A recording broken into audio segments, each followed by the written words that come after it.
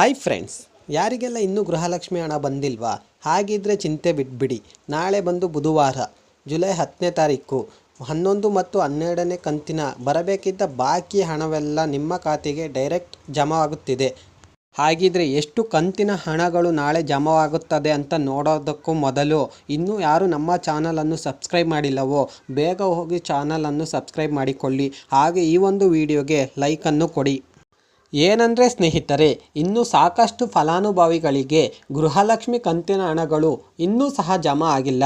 ಆ ಒಂದು ತೊಂದರೆ ಬಗ್ಗೆ ಸಚಿವೆ ಲಕ್ಷ್ಮಿ ಹೆಬ್ಬಾಳ್ಕರ್ ಖುದ್ದಾಗಿ ಸಾಮಾಜಿಕ ಜಾಲತಾಣದಲ್ಲಿ ಈ ಒಂದು ವಿಷಯದ ಬಗ್ಗೆ ಸ್ಪಷ್ಟನೆ ನೀಡಿದ್ದಾರೆ. ಹಾಗೆ ಯಾರೆಲ್ಲ ತೊಂದರೆ ಉಂಟಾಗುತ್ತಿದೆಯೋ ಅಂಥವರಿಗೆ ಬೇಗ ಈ ಒಂದು ಪ್ರಾಬ್ಲಮನ್ನು ಸಾಲ್ವ್ ಮಾಡುವುದಾಗಿ ನ್ಯೂಸ್ ಚಾನೆಲ್ ಮುಖಾಂತರ ಮತ್ತು ಟ್ವಿಟರ್ ಮಾಡುವುದರ ಮೂಲಕ ಈ ಒಂದು ವಿಷಯದ ಬಗ್ಗೆ ತಿಳಿಸಿದ್ದಾರೆ.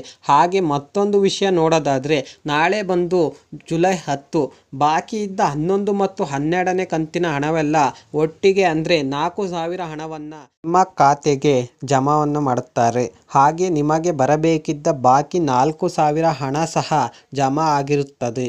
ಈ ಒಂದು ಬಾಕಿ ಹಣ ಜಮಾವಾಗುವುದರ ಬಗ್ಗೆಯೂ ಸ್ವತಃ ಲಕ್ಷ್ಮಿ ಹೆಬ್ಬಾಳ್ಕರ್ ಅವರೇ ಸ್ಪಷ್ಟನೆಯನ್ನು ನೀಡಿದ್ದಾರೆ. ಹಾಗಿದ್ರೆ ಸ್ನೇಹಿತರೆ, ಚಿಂತೆ ಮಾಡೋದನ್ನು ಬಿಟ್ಟು ಖಾತೆಯ ಬ್ಯಾಲೆನ್ಸನ್ನು ಚೆಕ್ ಮಾಡಿಕೊಳ್ಳಿ.